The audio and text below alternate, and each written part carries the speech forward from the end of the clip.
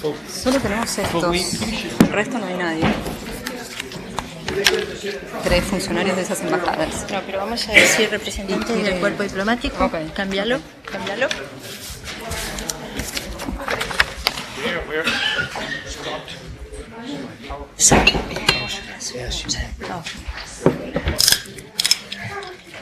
This is frozen? No. Would you prefer? No, it's the same thing. No?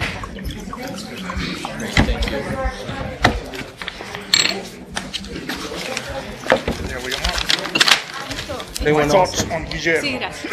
Esta podríamos ponerlo ya, ¿no? Esta. Silvina, tiene que escribir algo ahora. Here you are.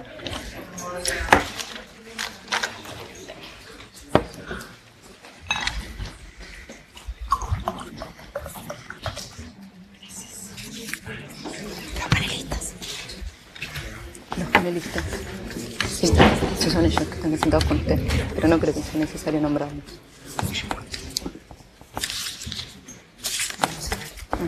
Grazie. Thank you. Sì. Ecco. No. Thanks, Scott.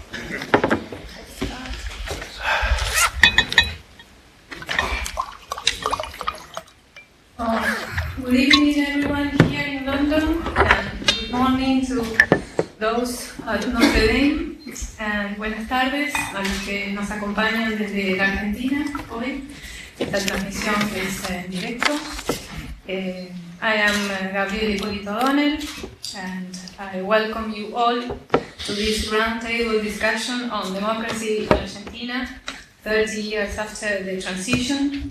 And when Scott Mainwaring and I began planning this event, we thought December 10 was the most appropriate date. Today is a very meaningful day. We celebrate 30 years of uninterrupted democratic rule in Argentina. And on this day in 1983, President Alfonsín took power under extreme difficult circumstances. Since then, democracy in Argentina has overcome military upheavals, economic crisis, hyperinflation, and the 2001 political crisis.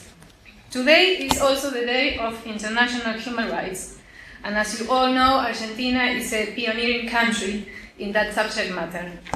So with Scott, we envision this event as a celebration, but as importantly as an open dialogue to assess the achievements and still pending tasks of democracy in Argentina. It is not a surprise that this event is organized by the Kellogg Institute of International Studies at the University of Notre Dame, under Ippolito-O'Donnell's leadership, his first director, and later Scott Mainwaring leadership. Kellogg has been an influential promoter of crucial debates on the prospects of democracy and democratization, not only in Latin America, but also around the world.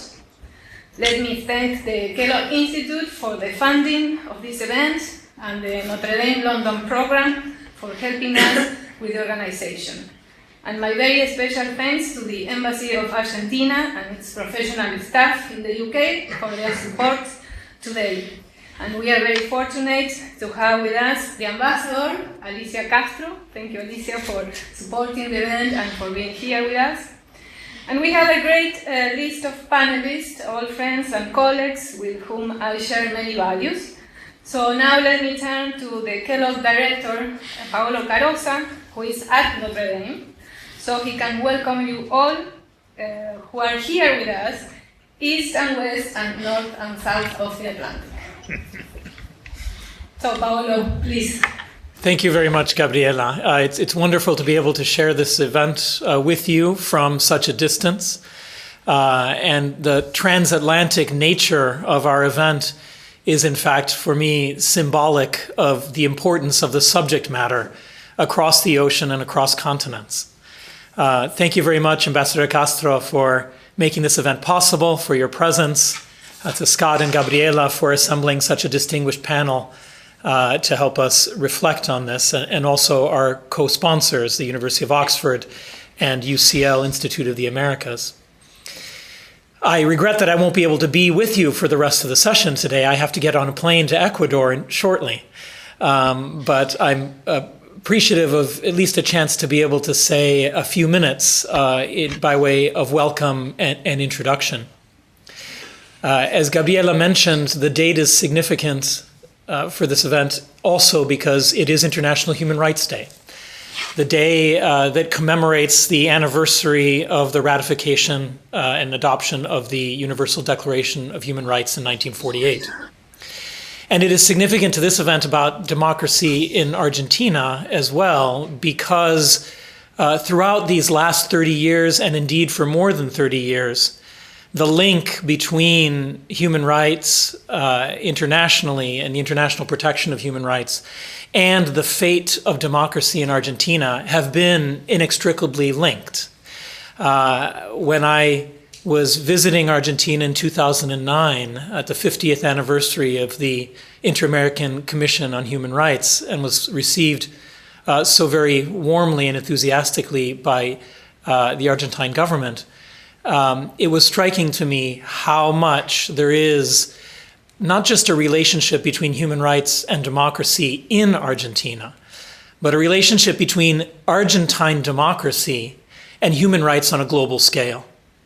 It was with respect to Argentine democracy and the problems of dictatorship prior to the transition 30 years ago that formed in many ways some of the key assumptions and practices of international human rights law and institutions and politics at the UN level, not merely at the regional inter-American level.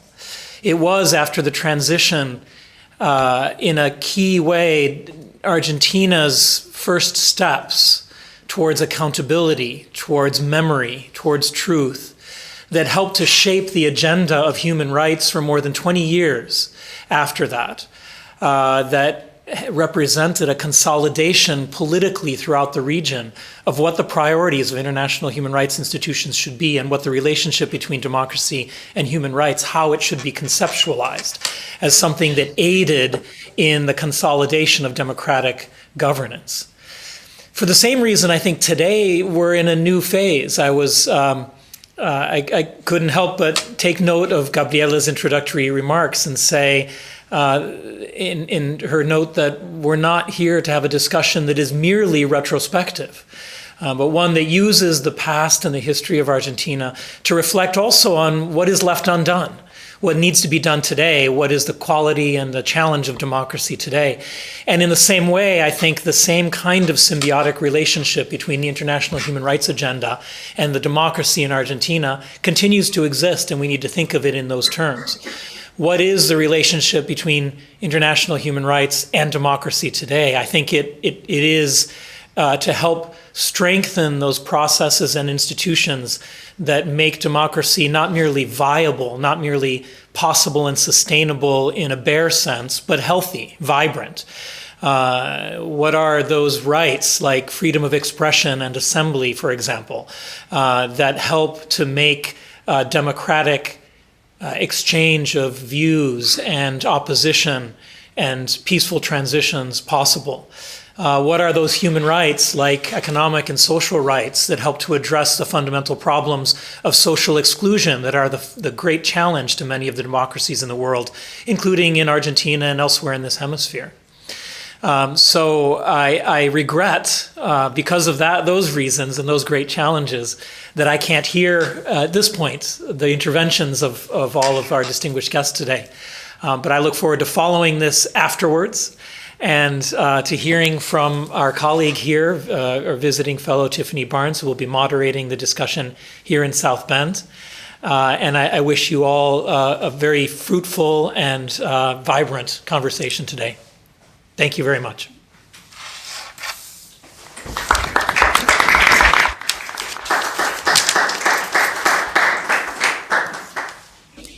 Thank you, Paulo. Thank you, Tiffany, for being there.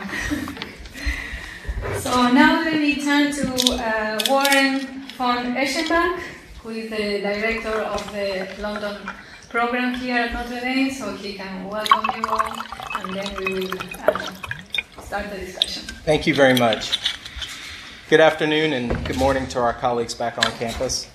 I have the distinct pleasure of welcoming you on behalf of our faculty, staff, and students to the University of Notre Dame in England We're delighted to host you for this exciting event this evening, and would like to give a warm welcome to Ambassador Castro for being with us today, and our special guest from the Argentine Embassy. Thank you for being here. With your indulgence, I'd like to just take a minute or two to tell you a little bit about the university and what we're hoping to accomplish in London and elsewhere, especially for those of you who may be less familiar with us. University of Notre Dame is a leading Catholic research university located in northern Indiana, about 90 miles outside of Chicago. We were founded in 1842 by French missionaries of the Congregation of Holy Cross religious order, primarily to serve the educational needs of the local community, but quickly grew in both size and ambition, and indeed by the late 19th century had established the first Catholic law school and the first Catholic School of Engineering in the United States. We currently educate approximately 11,000 undergraduate and postgraduate students and have 1,500 scholars and researchers on our faculty. Our first program in London was established in the 1970s for law students and was followed about a decade later by the undergraduate program. And unsurprisingly, partly because we're housed in the former Oxford Cambridge United Universities Club, London has become our most popular destination, and we educate more than 400 students in different academic programs annually. In 2010, the university created an Office of Internationalization and appointed Professor Nick Entrikin as its Vice President and Associate Provost. Our charge is to develop comprehensive strategies to enrich the international experiences of our students and really to extend the global reach of our faculty's research and scholarship. So we're really delighted to have events such as this one today. As part of these efforts, we're developing our sites. We have one in Dublin, this one in London, and we just have a new building in Rome into what we affectionately call global gateways, which is our metaphor for creating venues for intellectual and cultural exchanges, where we bring a bit of Notre Dame to the world and the world to Notre Dame. Though the academic programs will remain an important component of these, our goal is to support more opportunities for exchange with colleagues throughout the world through lectures, workshops, symposia, and conferences and events just like this one today. So again, we're really delighted to have you here. Finally, just let me express my appreciation for those responsible for organizing this event, and to Ambassador Castro again, and all of our guests for being here. And I look forward to a really invigorating discussion and many, many more collaborations in the future. Thank you.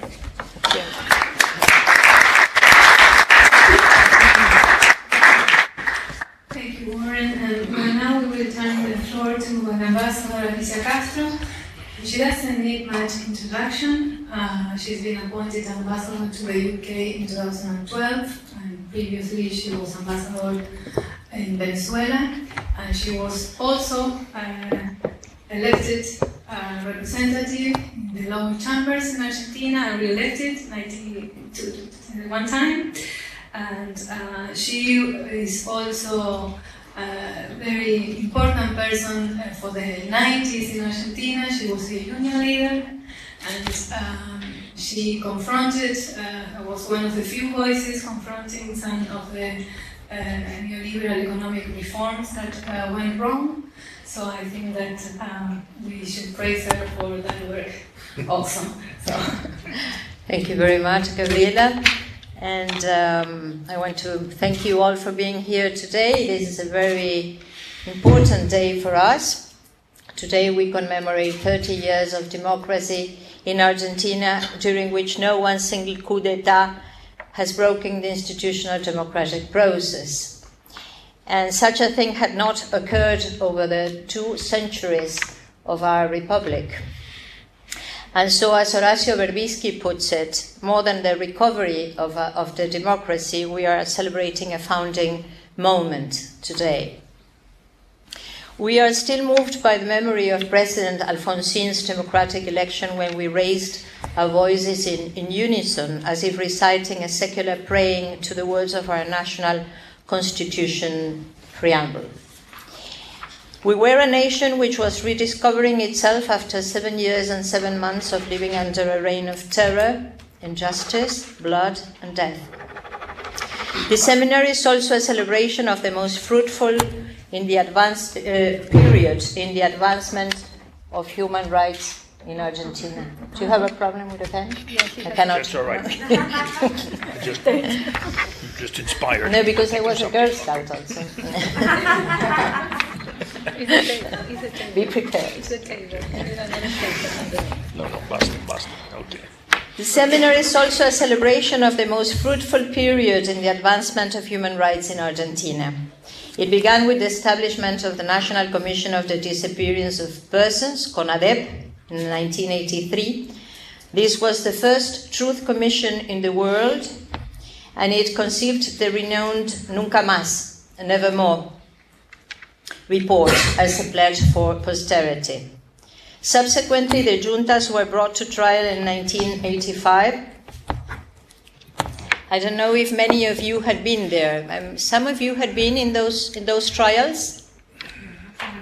No, because it was very, very impressive. It was like the last judgment to be there. It was something really very strong. I used to go there very frequently, and one night I dreamt that Borges was there and that he was condemning. And next day I went to the trial and Borges was there. So it's, well. The juntas were brought to trial in 1985 with exemplary sentences being handed down to the members of the military junta and paving the way for the prosecution of those involved in these crimes against humanity. The fight against impunity has become firmly established over this period and represents the collective effort of our people. In the words of the President of the Supreme Court of Justice, Ricardo Lorenzetti, it is now part of the social contract of the Argentines. On May 2003, Nestor Kirchner took office as president. He concluded his speech with these words: "I come to propose a dream to you, to rebuild our very identity as a people and as a nation. I come to propose a dream to you, to build truth and justice." Just as important as these words were the air of the times, which anticipated a revolutionary shift in our country and in our region. In the galleries that day of the National Congress were President Lula, a worker union leader, President Chavez, a soldier, Bolivarian soldier, Comandante Fidel Castro, a socialist president, with whom we began to strengthen our brotherhood. From that day onwards, we have strived to follow the path to recovering our identity among our great homeland, La Patria Grande, as our liberators had dreamed of doing. This year also marks the 180 years from the occupation of the Malvinas Islands by British forces in 1833.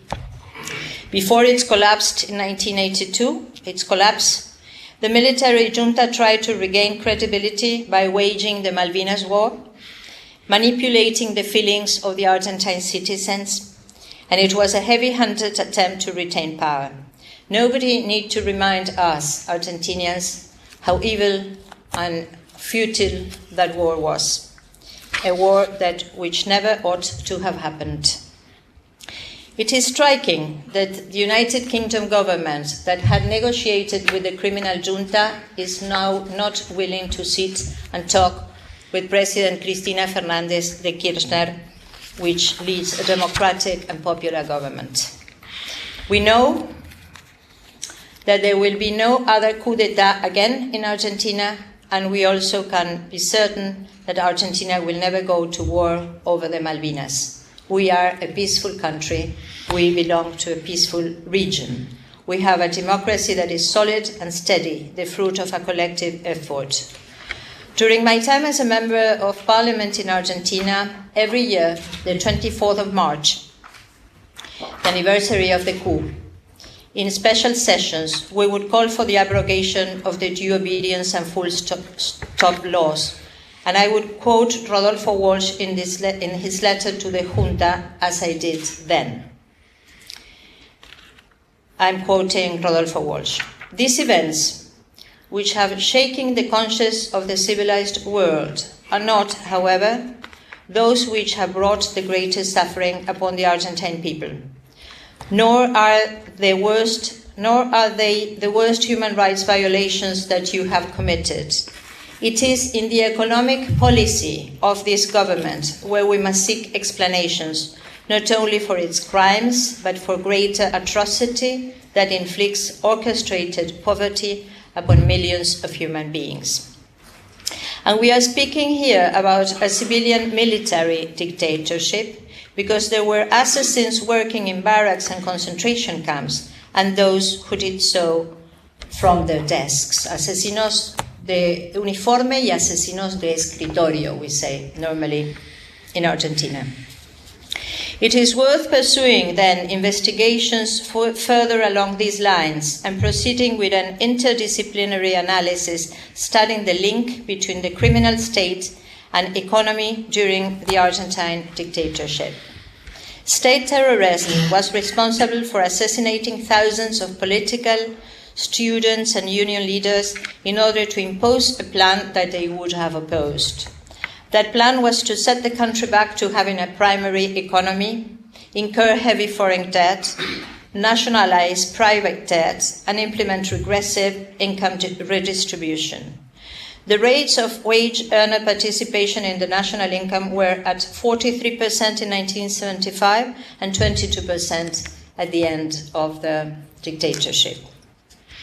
This was only made possible by the brutal repression of the workers' movement. Foreign debt was at $9.5 billion in 1976 and $43.8 billion in 1982.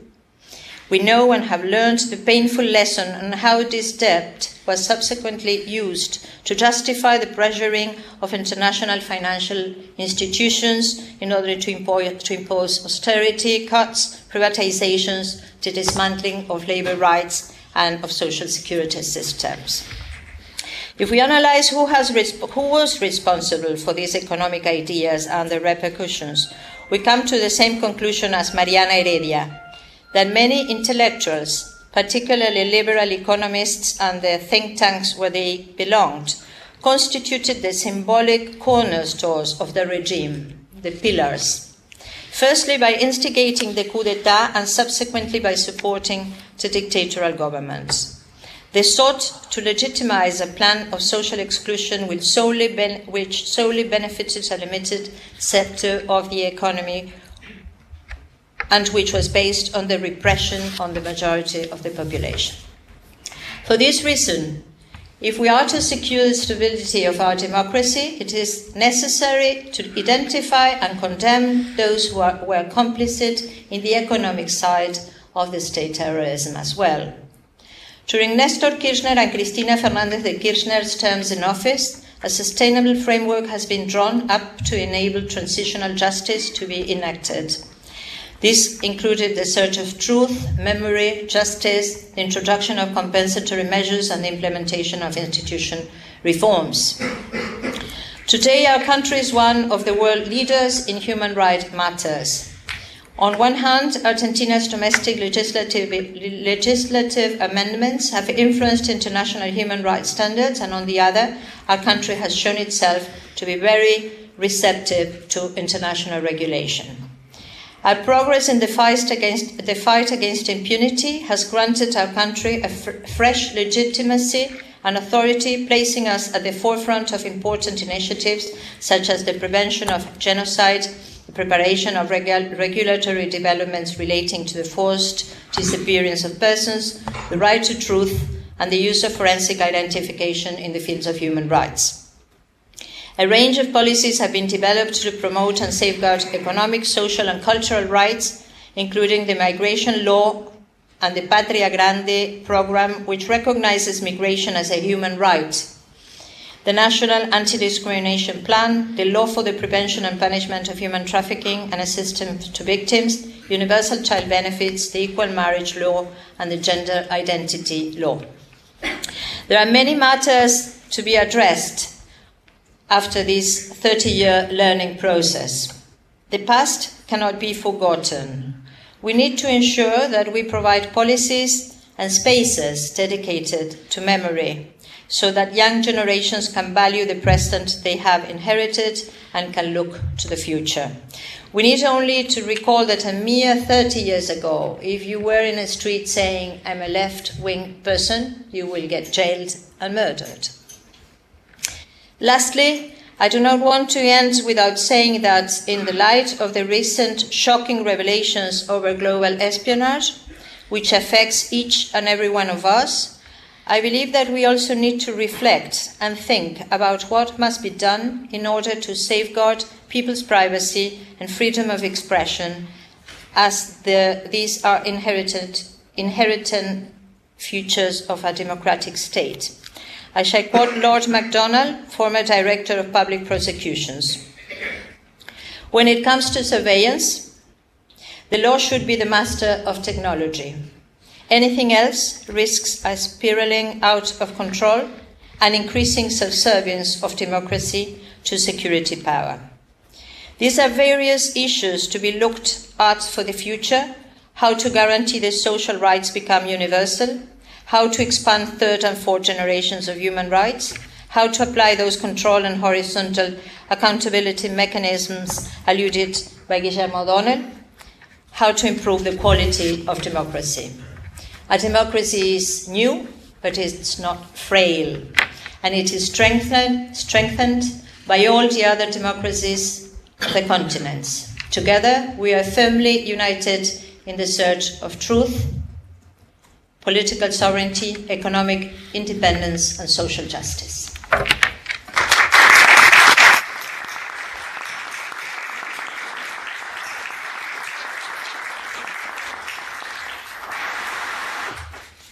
Thank you very much, Ambassador. And let me now introduce a good friend, an old friend, and Philip Schmitter is Emeritus Professor at the European University Institute in Florence. He was professor at Chicago, Stanford, and many other places around the world. He wrote with Guillermo O'Donnell one of the most widely ever cited piece of research on comparative politics, transitions from authoritarian rule. And he's not working on Europe, but we beg you to come back to Latin America and welcome, and we are ready to hear your thoughts. Thank you, Gabriela, for your generous introduction, and thanks all of you for coming.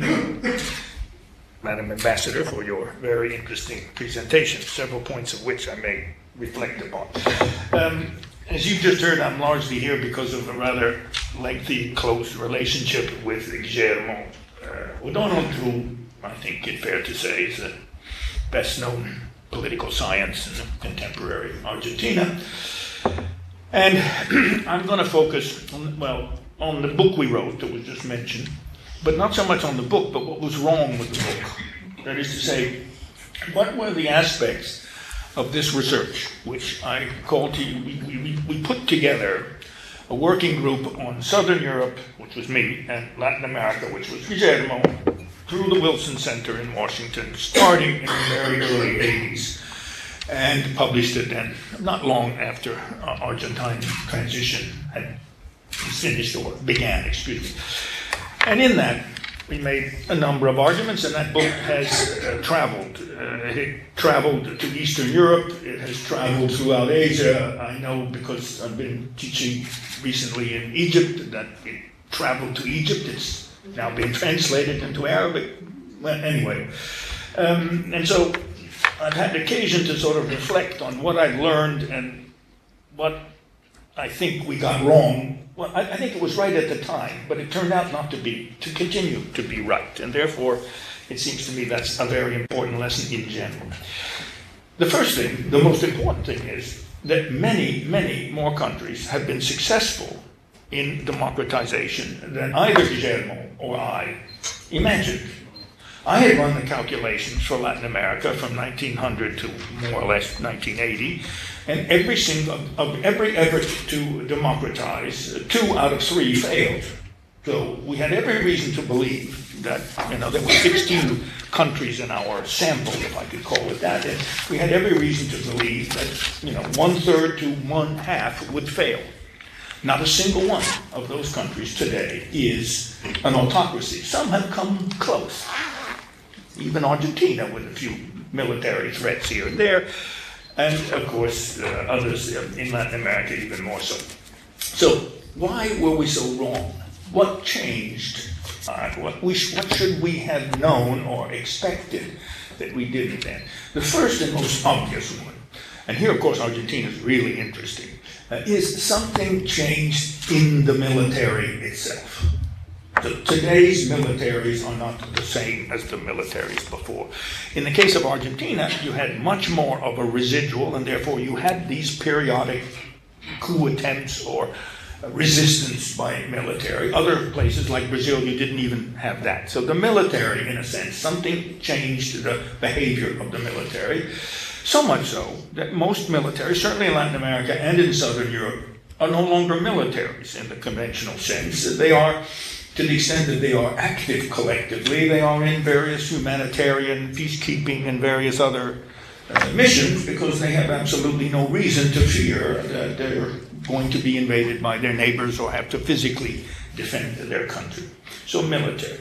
The second is the external context. One of the most important conclusions that Guillermo and I reached in that early piece was that the external context was relatively unimportant.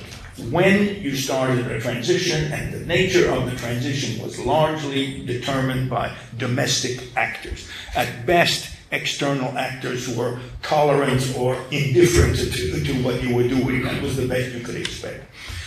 Since then, of course, democratization has become part of the international process. So we now have, in the United States, in the EU, in almost hundreds of NGOs who specialize in, I will say, intervening in the process of democratization, presumably in favor of a democratic outcome. Those organizations did not exist. Even at the government level, there was no real democracy promotion program. So the external environment changed. And even more recently, and this was just referred to, it's what we call the neighborhood effect. What set in South America, and to a lesser extent, unfortunately, in Honduras, in Central America, is that when your neighbors are democratic, you're likely not to become democratic. Paraguay is the paradigm case for this, but also the probability that you will remain democratic if all of your neighbors are democratic is much greater. So there is a regional or neighborhood effect, which is set in quite, I think, importantly and of course this eventually gets institutionalized in the form of Mercosur or membership in the EU or whatever the formal organizations are. The third is that democracy, I don't know how to quite put it this, because in a sense, Argentina is a bit of an exceptional case. One of the reasons democracy was more successful than we thought is because it was less consequential than we thought. I have to put you back, at least in my own experience. My first experience with this was 1974, the 25th of April in Portugal. And I happened to be working on Portugal, and I got caught by it completely by surprise and suddenly. And then, of course, in the Portuguese case, democracy was immensely consequential. The immediate revolutionary government nationalized all banks, all insurance companies, distributed land in the south of the country, radically changed all sorts of property and status arrangements within Portugal. Nobody has done that since. So most of the countries that democratized very prudently did not engage immediately in major changes in property relations, etc., and only gradually, so to speak. And here we come to one of the things that Guillermo and I most disagreed about, and it was just referred to. And it's the only point that it's all. Be careful. We have a right to disagree with each other. We disagree with lots of things. Anyway, and this was the issue which was just raised, transitional justice. Guillermo was trained as a lawyer, and he had a particular sensitivity to the culture of politics, obviously, of Argentina, and he insisted on what Argentina actually did. That is to say, as soon as possible, applying and creating truth commissions, applying and prosecuting, those who had committed all of these crimes under the previous autocracy. I was much more prudent, and I thought this was a very bad idea, and that you should be very, very careful. And so, in this case, I think Guillermo was right, and of course, Argentina became, in a sense, of all of the countries that have democratized, perhaps the one which has been most successful in this execution of investigation of the previous crimes and the prosecution of those, at least at the top, who prosecuted them. Finally, at a particular moment of this process, Guillermo got very discouraged about what was happening. And this is when he invented two concepts which became, I would say, worldwide famous and are still used in the language or the literature on democratization. In fact, I just heard both of these the other day in Cairo, of all places. The first is this concept of delegated democracy. He was very afraid at one point, I think this was the Menem period in Argentina, and Collor and others, that the product of democracy would be a form of populism and of domination by executive, rule by decree, marginalization of parliament, all of those kinds of features. And that's what he called delegated democracy. And I think in retrospect, we now know that that might have been a period, but delegative democracies either didn't work, were manifestly incapable of producing the benefits that they promised in a populistic fashion to the population at large, or they were replaced by defeated in honest elections and replaced by rulers who had much more, shall we say, accountable behavior, etc. So delegative democracy might have been a danger, as right now, of course, populism is the main danger facing established democracies in Western Europe and even in Eastern Europe. So, and then the other idea was that of brown areas. One of the problems with democratization that Guillermo was particularly sensitive to, I think in this particular case he was living in Brazil, but I think he could have been observing Argentina too, for that matter, is that when you democratize a country at the national level, you do not necessarily democratize its bits and pieces, its states or its subunits of one kind or another. And therefore, you would have a country which you could even call a good, well-functioning democracy at the national level, but you could have some very autocratic, paternalistic, familistic, clientelistic, populist, whatever you wish, subunits within that. And of course, especially in the case of Brazil, those subunits had considerable political autonomy and even influence on national government, etc. So the question was, I think as he saw it, both delegative democracy and brown areas were going to be permanent features of these new democracies. And he was wrong. Delegative democracy disappeared, came back again with dear old Chavez and a few others. I won't mention Ecuador, but anyway, so in other places, at other moments in time. And the brown areas, I won't say they disappeared, but generally speaking, the more you practice democracy, the more likely the subunits will be themselves transformed by, if not from above, at least from influences from other political units within the same country. So that democratization today in Argentina, in Brazil, and almost all of the other cases, has a much more even set of practices. And in these cases, of course, it did not take what it took in the United States. In the United States, it took a civil war. And then later, a civil rights movement for that kind of brown area, which was the south of the United States, to become democratic. I finish. One of the things that needs more thinking is this business of treating democratization not as an event, but as a process, and as a process that doesn't end. So it keeps going. Great Britain, Iceland, the world's oldest democracy, is still democratizing. It still has lots of areas, so to speak, and lots of room for innovation, etc. So we need to think more about this time frame. There are three elements that come into this projection. And the first is simply the importance of the timing of the point of departure.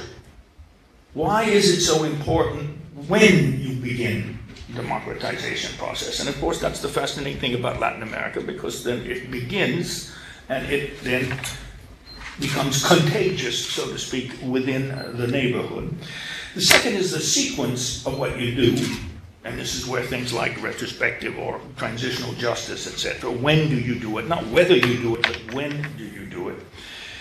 And finally is this issue of democracy as it works itself out. Because the most important feature of a functioning democracy is its capacity to change its own rules using the existing rules. So you don't need a coup d'etat or a revolution or whatever it is. Democracies can change their practices consensually by using and applying the rules they already have to change those rules. And most democracies, Argentina included, have in fact done that. Finally, there is what I think we used to call it the 20-year rule. I will now call it the 30-year rule. If you look at a time chart of frequencies, you will see that historically democracies tend to fail within the first 5 to 8 years. So the probabilities of failure are very high in those days. In the case of Latin America, they have all survived. Once you've reached 20 years, and now of course 30 years, the probability of going back to autocracy becomes virtually zero. So the idea that Argentina will somehow revert to autocracy either because of some economic, look at the depth of the economic crisis that Argentina went through, and democracy survived. So there are thresholds, and I think we all agree that Argentina has crossed that threshold. Maybe even 10 years ago we crossed that threshold. But anyway, that's something that we didn't think about then. Thank you very much for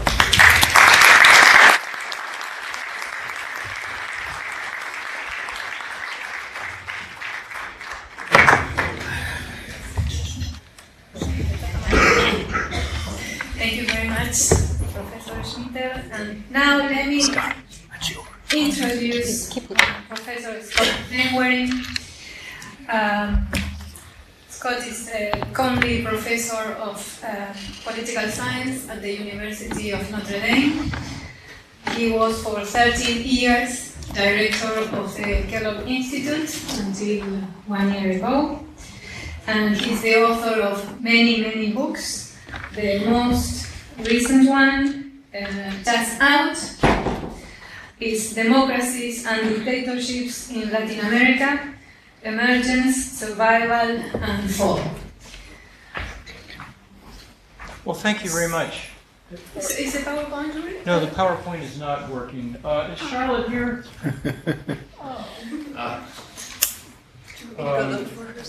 Yeah, that'd be great, thanks. Well, thanks. Emily, can you look for Charlotte too? This PowerPoint is not working. We can wait. No, that's okay. I'm going to start anyhow. If you find a microphone that you're very faint up here. I'm very faint. Okay. See if is that better? Okay, it's about yeah. Oh, great.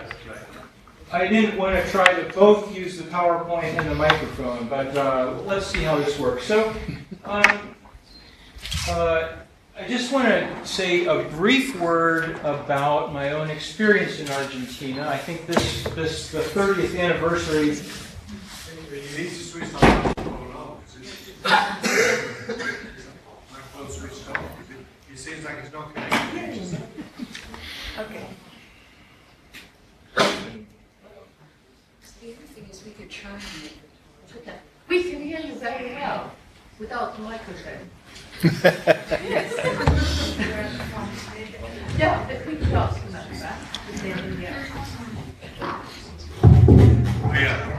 Okay, so just a quick word about my own experience in Argentina, which I think is relevant in this case. I had the fortunate experience to spend my senior year of high school in Argentina as an exchange student living in Cordoba, and then I spent part of my junior year of college doing research in Buenos Aires.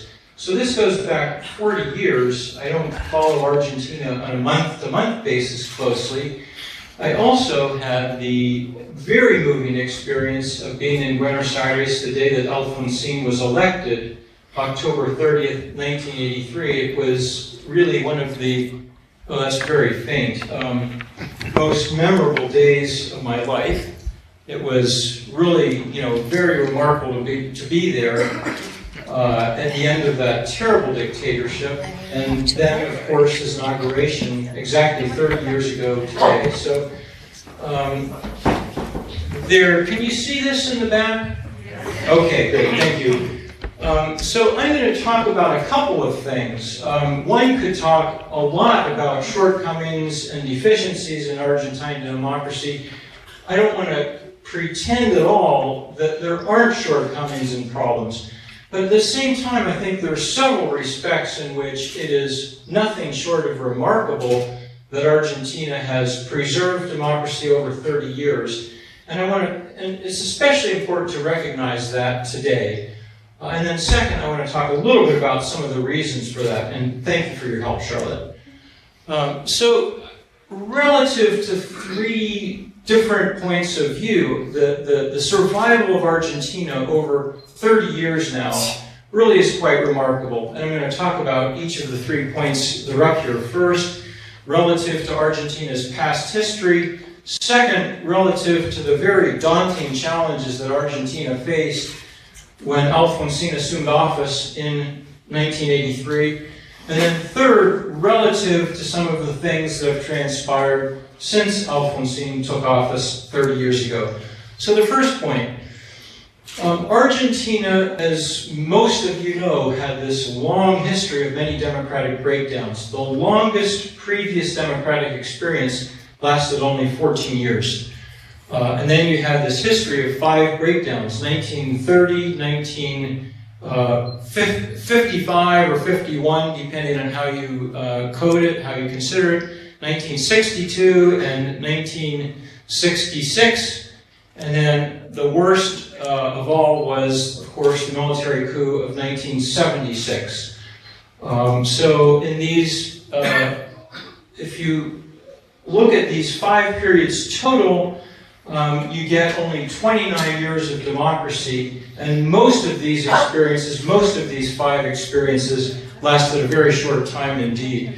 Very few countries in the world, and only 2 in Latin America, had a similar number of democratic breakdowns in the 20th century. One is Peru, which had 6, and the other one is Panama, which had 5. So the second way in which this, the survival of democracy in Argentina over 30 years, I think is a very important accomplishment, is relative to the conditions that Argentina faced in 1983. The subtitle of the, I think, great book by Guillermo O'Donnell and Philippe Schmitter is Tentative Conclusions About Uncertain Democracies. Well, Argentina in 1983 was a very uncertain democracy. Reinhard Bendix, a great political scientist and sociologist who taught at UC Berkeley, among other places, had this great phrase, this great concept, the fallacy of retrospective determinism. That is the idea that whatever happened seemed fated to happen. So today we might look back and think, well, of course democracy survived in Argentina. It was easy, but it wasn't easy. And just to go back and think about some of the very extraordinary challenges that Argentina confronted at that time. First, on the political front, a very long history of breakdowns, of weak democratic institutions, of a political culture that had very significant authoritarian strands in it. And at that time, although the military was disgraced by having misgoverned the country for 7 years, and then by the Malvinas War, the military was still a very powerful actor, and in 1983 it was not a repentant or a reformed actor. Others, Ambassador Castro in particular, mentioned that, and Felipe, the terrible economic challenges that Argentina faced in 1983. A terrible foreign debt that was accumulated during the previous 7 years. Rapid, significant deindustrialization under military rule. A worsening of economic inequalities. The very high inflation at 344% in 1983, and perhaps even more significantly than that, you had to expect strong wage pressures because wages had been so compressed over so many years. So how would you combine democracy and these extraordinarily difficult economic conditions? Now, I see that this, the third point here is the remarkable challenges that Argentina has faced since Alfonsín took power 30 years ago today. And it's very hard to see this blue line, but according to this estimate, the IMF estimate, inflation hit 4,929% in 1989, and also 4 digits the following year.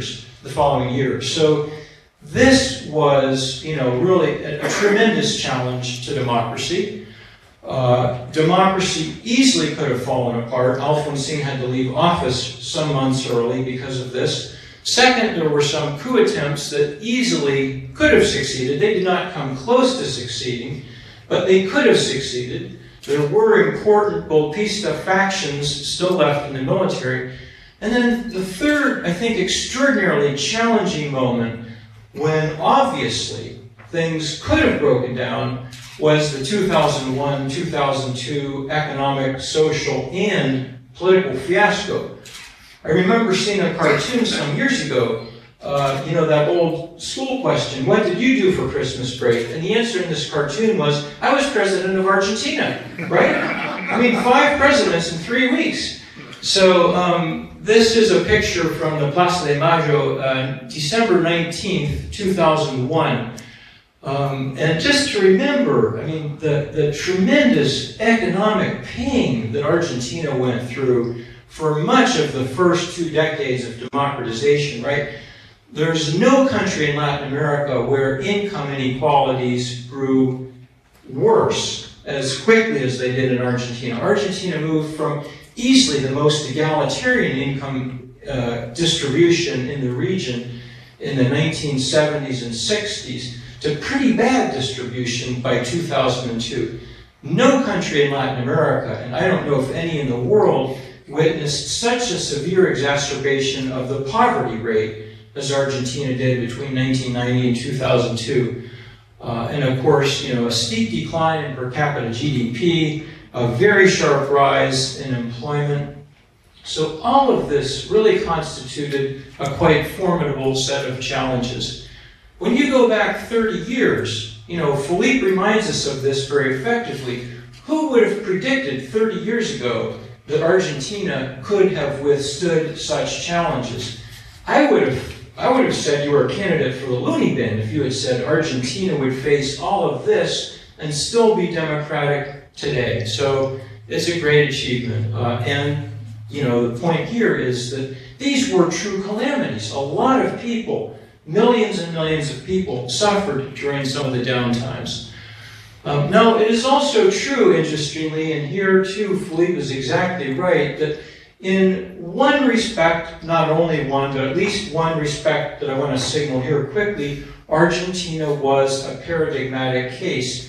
And that is that Latin America as a region has been transformed from one where you've had a predominance, always, of authoritarian regimes, except for very short interludes, which were punctuated quickly thereafter by a set of military coups. So in this respect, what the Argentina's path has also been the path of most of the region.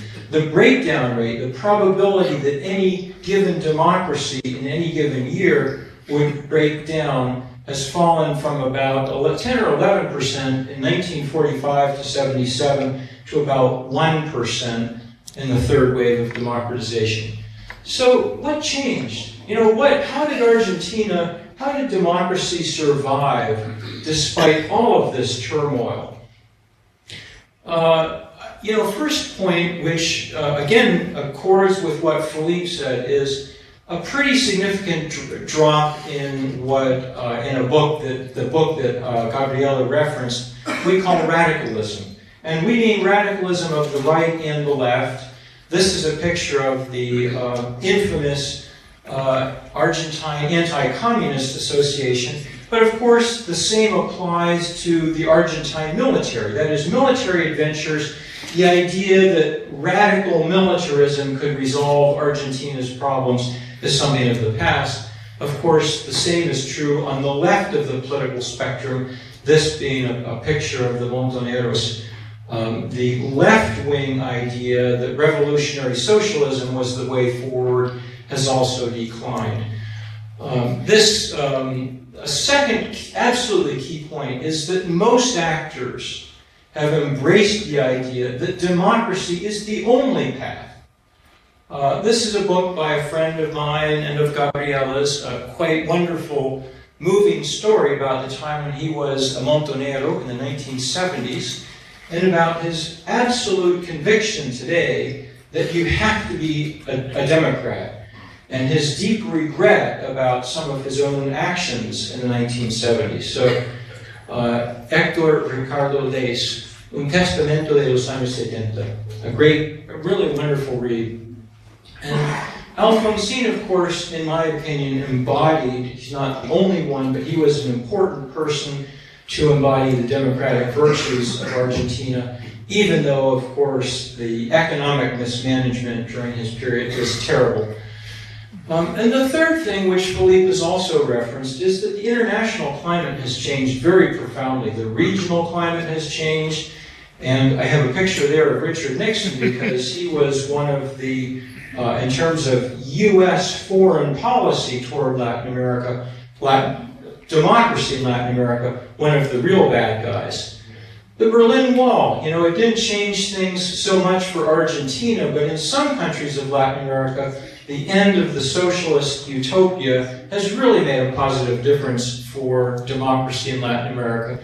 And here you see the shift from Pinochet and Richard Nixon to Patricio Aylwin and Jimmy Carter, whose human rights policies and pro-democracy policies, I think, were important for the region and for Argentina. I remember traveling in Argentina, probably during the Galtieri period, and I was on a bus next to a woman who said that when one of Carter's human rights spokespeople visited Argentina, that conditions in the jails for human rights prisoners improved immediately.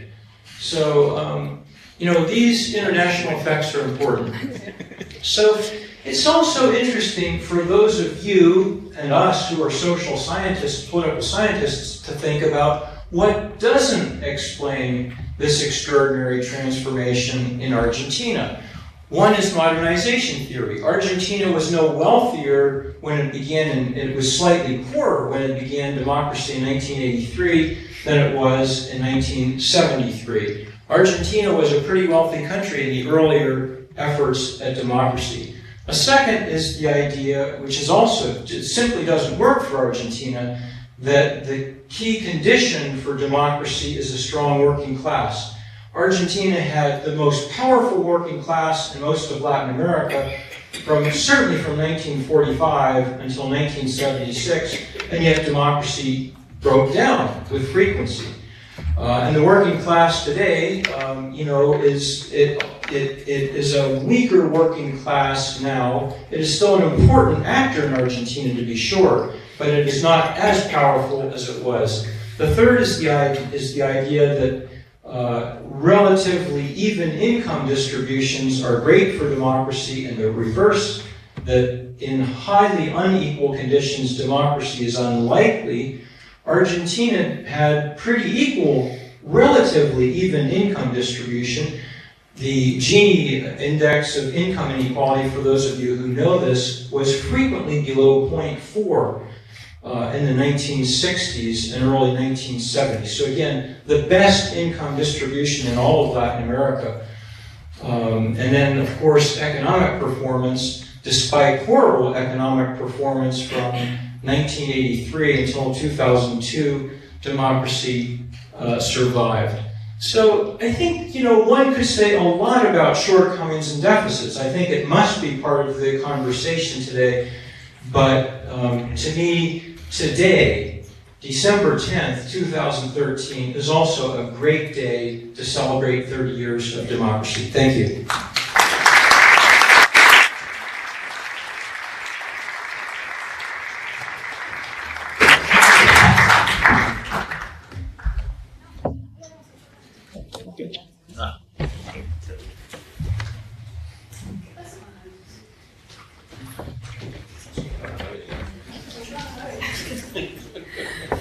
Thank you very much, Scott.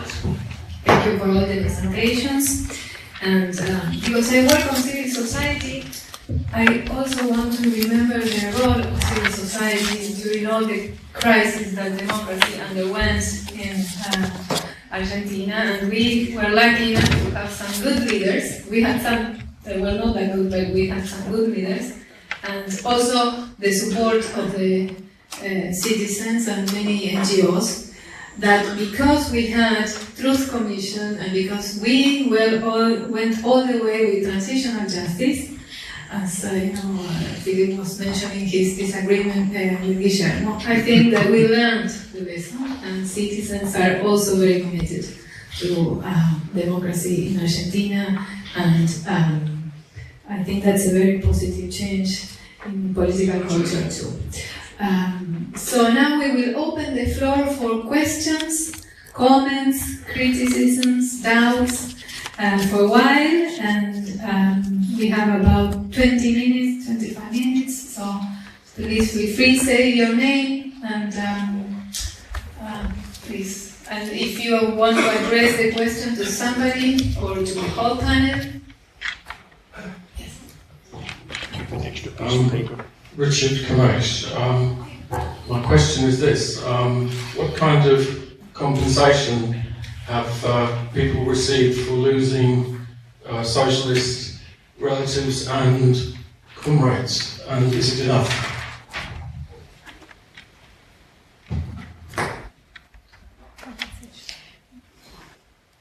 Well, there are some material compensations, of course, that have been done to exiled and in different degrees. If it's enough, no, of course, no. You cannot repair what we have lost as a community, as a people, and of course the relatives. It's never enough, no. But I think it's it's an important part of the transitional justice, in which, of course, I do believe, because it has to be a special period of reparation, trying to repair.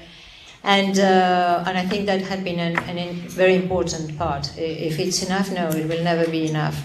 Not for the relatives and not for our people, and we are still and will always suffer from it. That's why we are insisting that they have to be policies of memories, because as a society you choose the focus, you choose what you want to show, you choose what you want to hide, and that is part of politics, of course. And our government in the last 10 years have chosen to put a focus into what had happened, because it must not be forgiving, but because, of course, it had not been easy. I don't think it can be explained from the theory. You have to live with it. You have to struggle with it. And just a very short comment.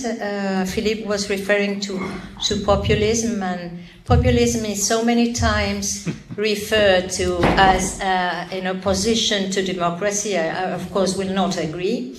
And And we have here Professor Laclau, who is an expert in populism, Ernesto Laclau. And I would, if he wants to take the floor, I would like very much to hear him. Okay, well, in the first place, I want to say that if there is a threat to democracy in Latin America, this threat does not come at all from populism.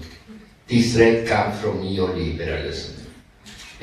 Finally, the national popular regime, which have emerged over the last 15 years in Latin America, none of them has put into question the formal mechanism of liberal democracy.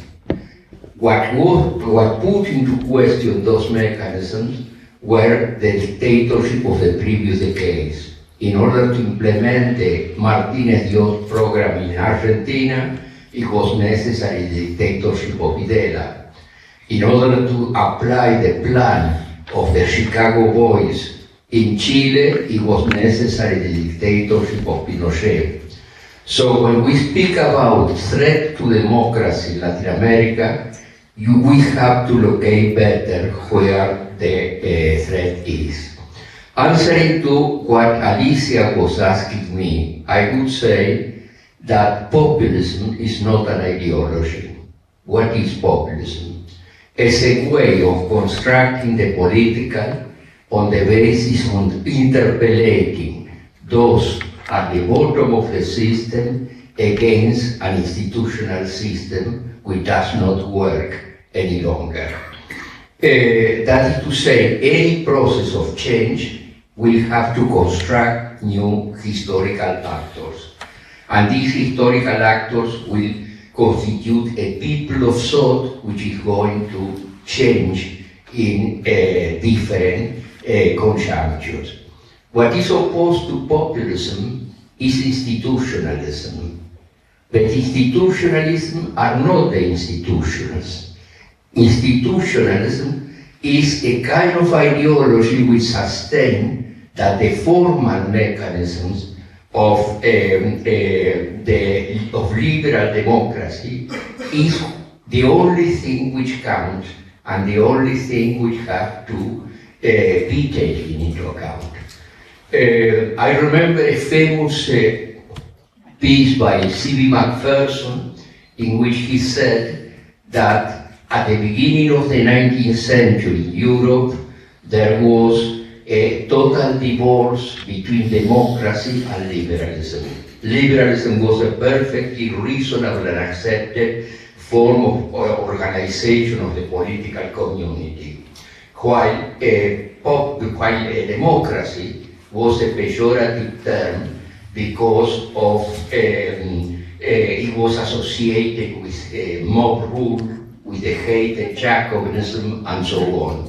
And in Europe it took place the whole long process of the revolutions and reaction of the 19th century in order to establish some kind of more stable relationship between these two dimensions. Thank you. Now, we have a lot of questions, so if you can be brief and Philip will respond.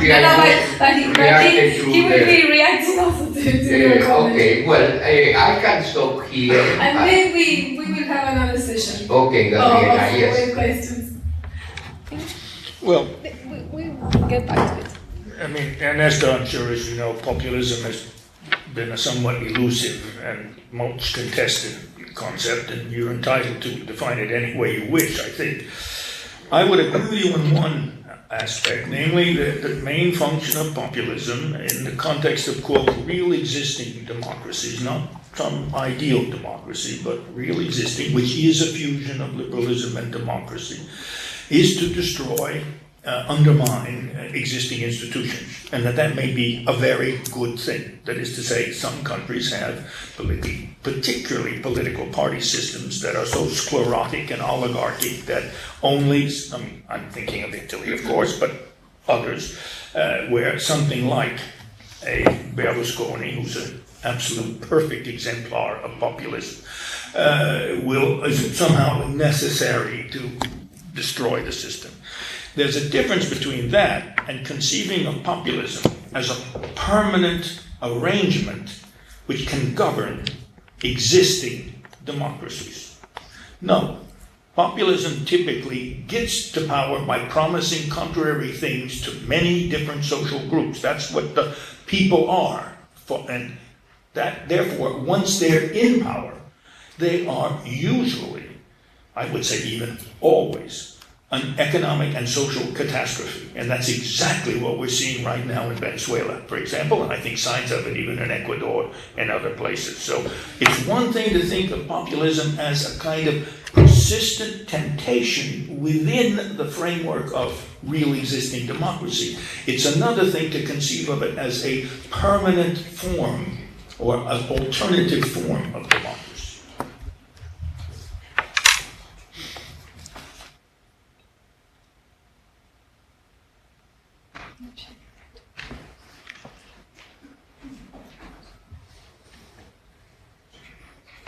Precious.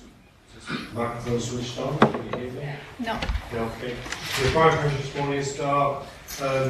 This might be appropriate now, or maybe for a later session. I would like to ask about the particularly the economic changes and the economic changes in the economic management that have taken place in Argentina since the accession of the Kirchner government in 2003, and some concrete examples of the alternatives to neoliberalism and the rejection of neoliberalism that the Kirchner governments have carried out. Thank you very much.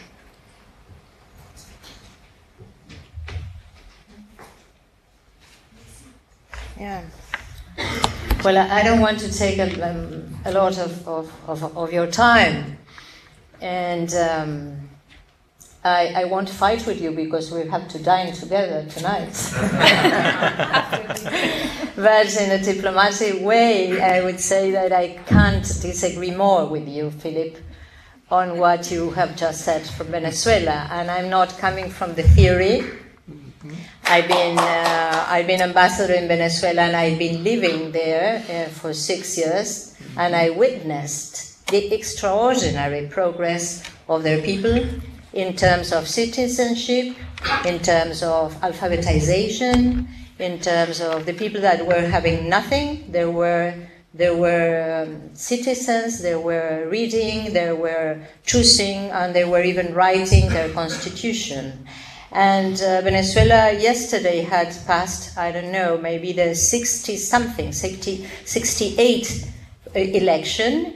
And if that is not democracy, I would have to go.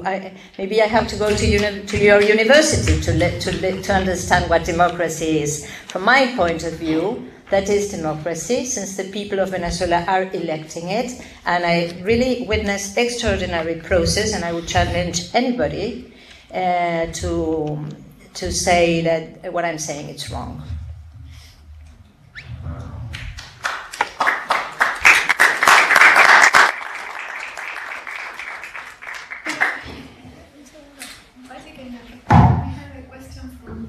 Do we have a question from Notre? I see somebody that came to the table. Yes, thank you, Gabriela. We do have a question. Yes, yeah. Well, hello. As Ambassador Castro said correctly, politics selects to hide and to show. My name is Julian. I'm from Argentina.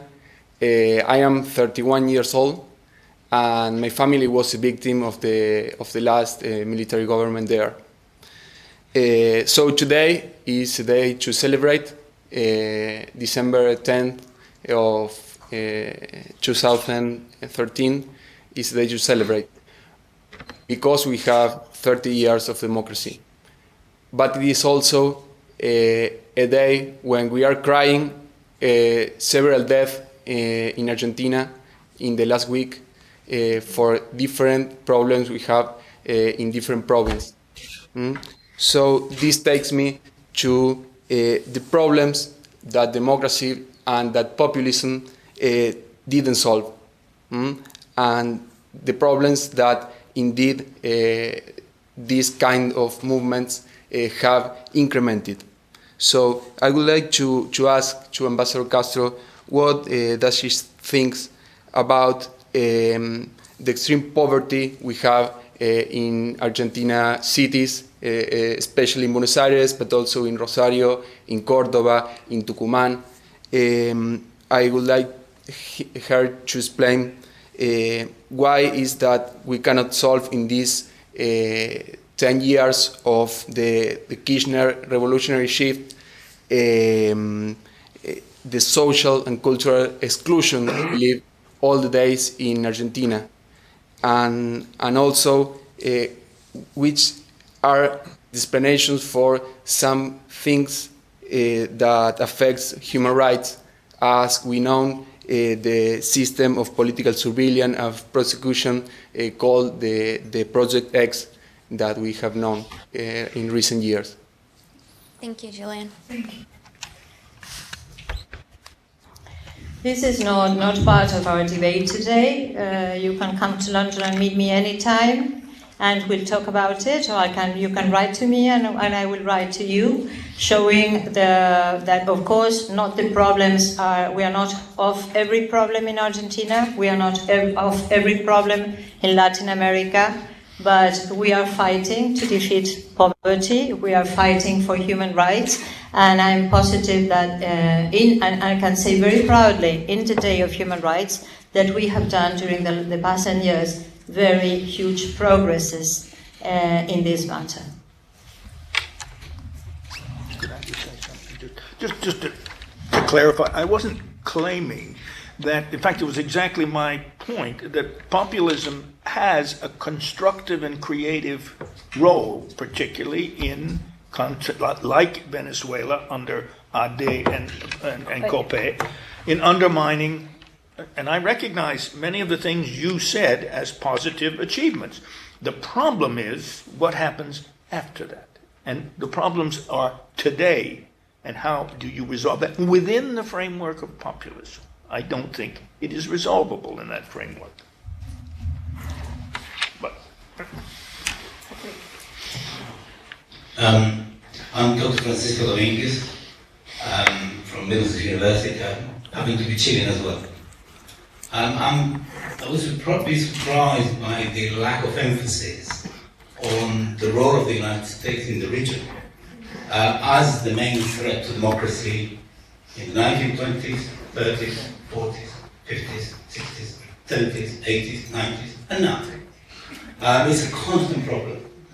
If you think of things such as Operation Condor, I wonder how many other agencies are still active today. We know there are. There is a National Endowment for Democracy that channels millions of dollars to fund destabilization plans and so on and so forth.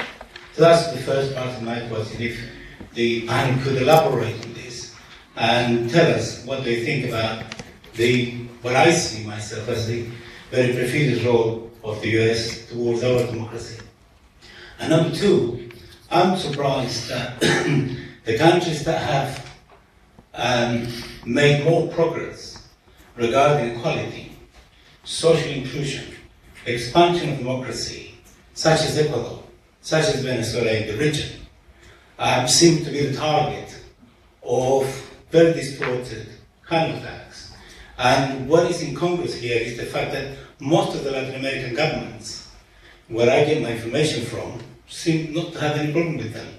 And only people who have different sort of information target them. I think it's very unfair. If one were to read the information reports and so on, regular report from the Economic Commission for Latin America, they will bear out what I say in terms of progress being made, even though problems there are and they're not perfect. Let me say something since I am the chair.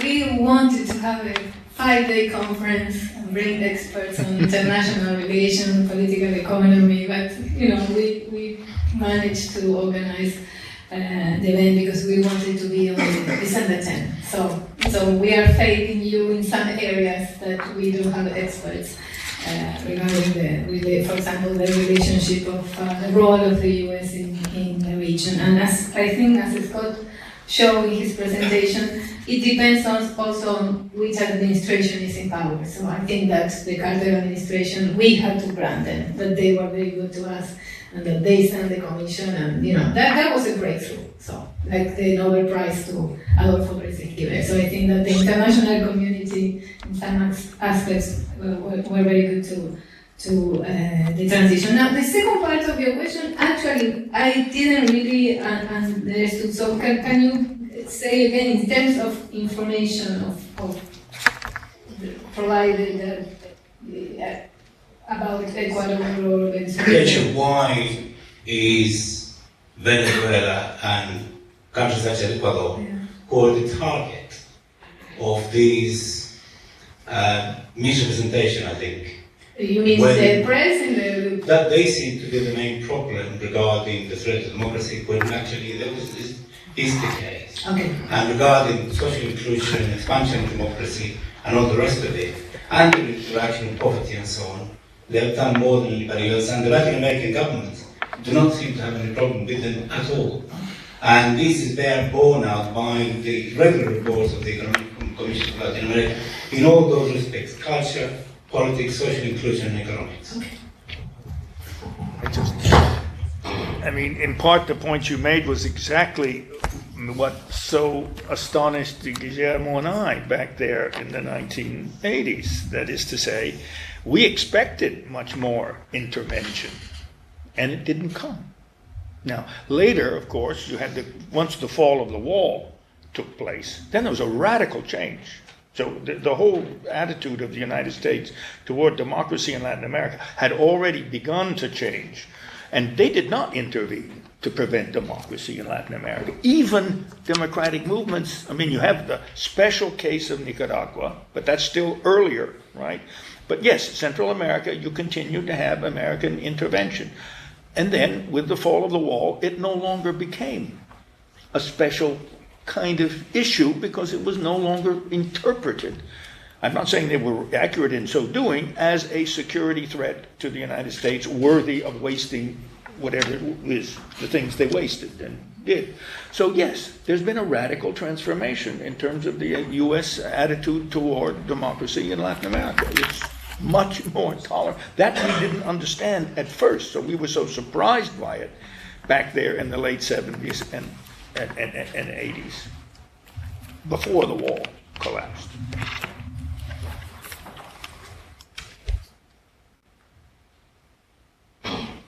John Farmer, no affiliation. Ambassador, you referred to the Falkland Islands and said that never again would Argentina go to war. Sorry, would you please speak a bit louder? Yes, I'm wondering whether this microphone is working. John Farmer, no affiliation. Ambassador, you referred to the Falkland Islands and assured us that never again would Argentina go to war, both of them. Would you go further and say that...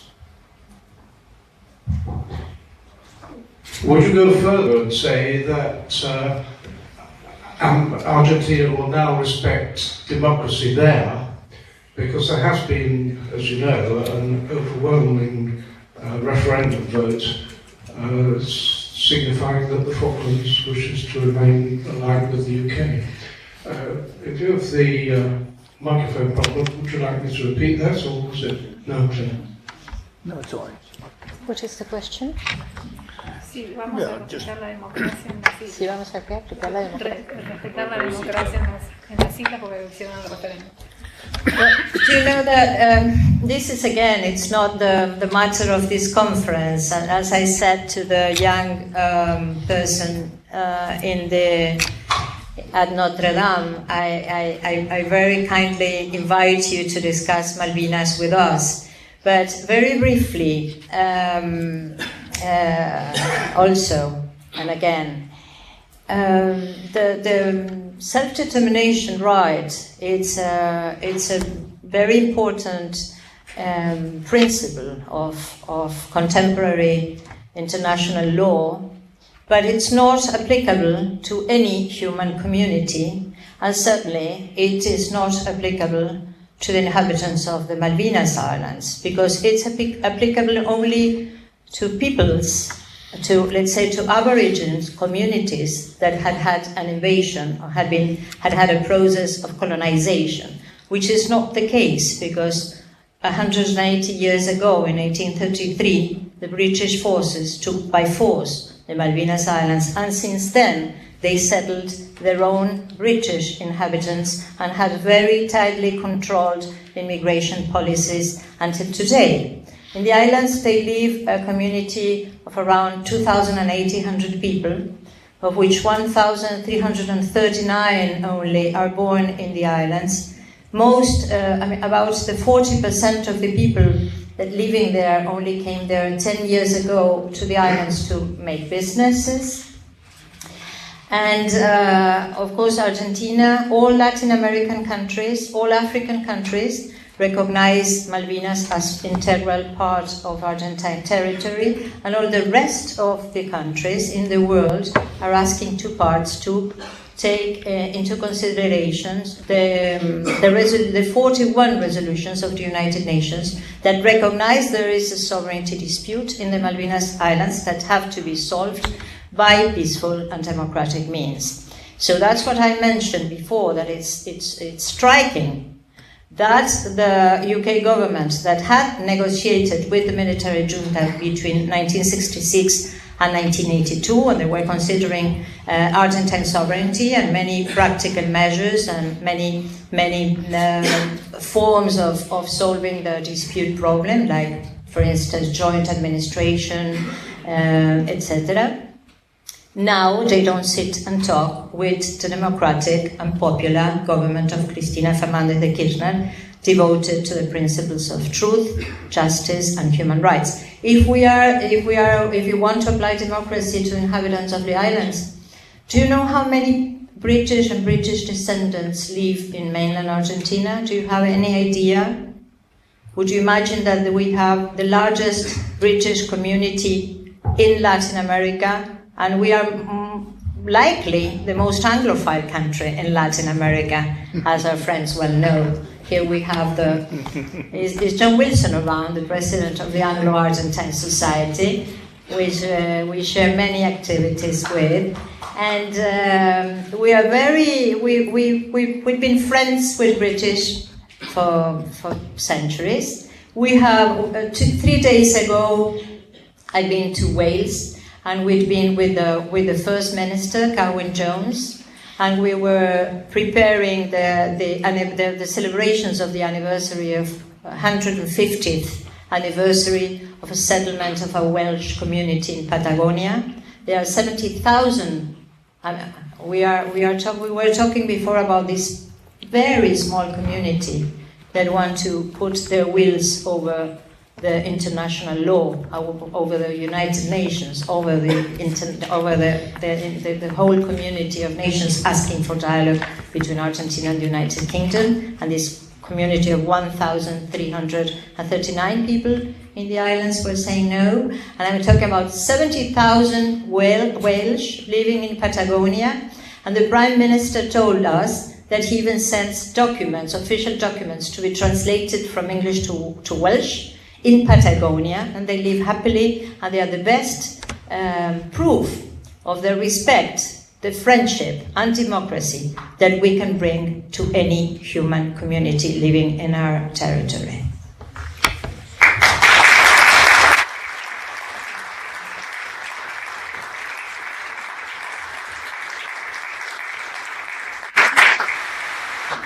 One more question here, and then we will continue with the comments.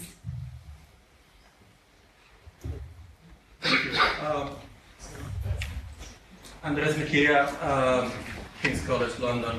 As a student of Ecuadorian politics for nearly 20 years, I just wanted to set the record straight with my Chilean colleague, and don't intend this to become a large debate, but I'd like to defer on the generous interpretation of Ecuadorian democracy.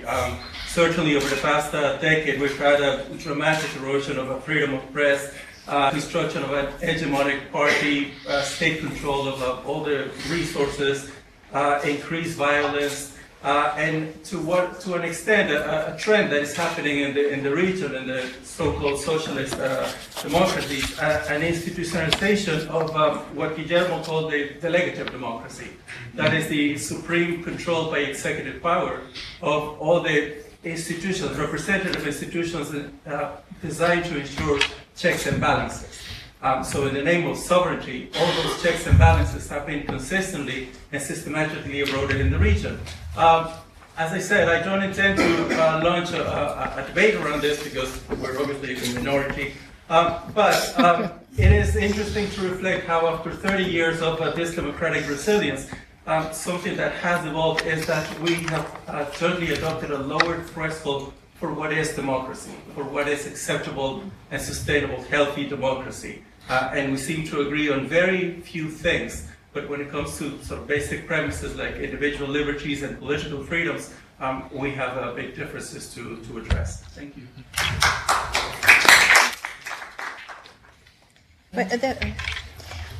Talking to that point, Professor Mejia, one thing that is raising my attention more and more, and here we are having Joseph Farrell, who is the ambassador of WikiLeaks, so there we have experts here. But one thing that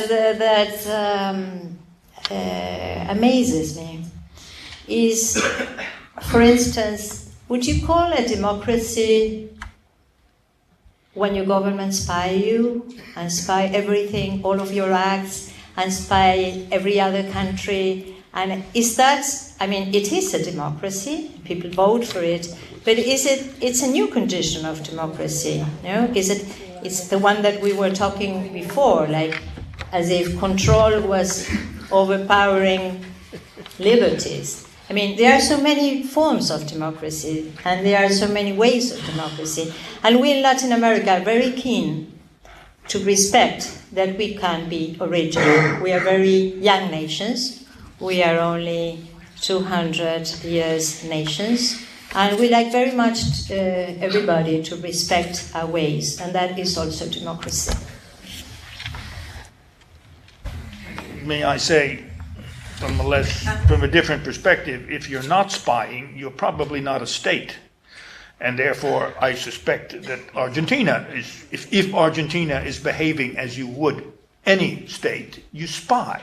Spy is part of statecraft, so to speak. Now, whether you have the limits on it is another matter, but so all states spy on each other, some less than others. And so I'm sure that Argentina has a spy service. If it doesn't, there's something wrong with the state apparatus of Argentina. Yeah, but believe me, we don't have a spies service that are spying the citizens of, for instance, United States. No, we don't. No, we don't. We certainly don't. Okay, we are wrapping up this session.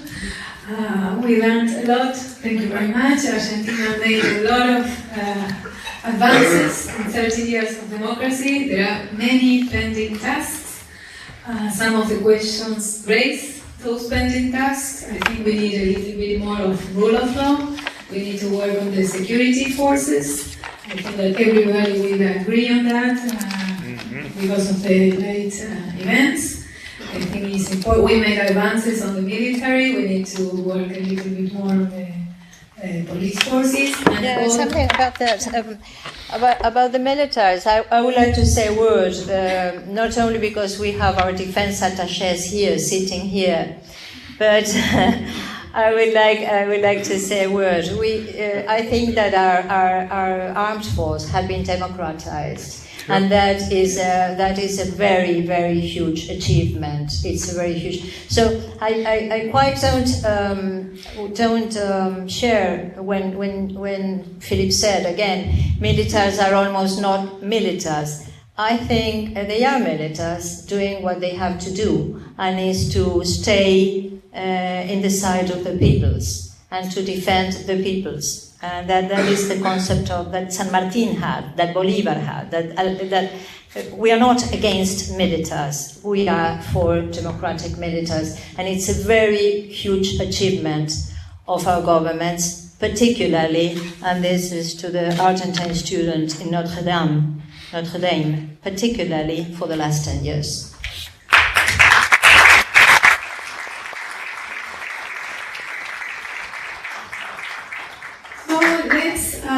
Thank these panelists. We will invite the other panelists and we can further the discussion of the achievements and pending tasks of Argentina democracy. So thank you very much.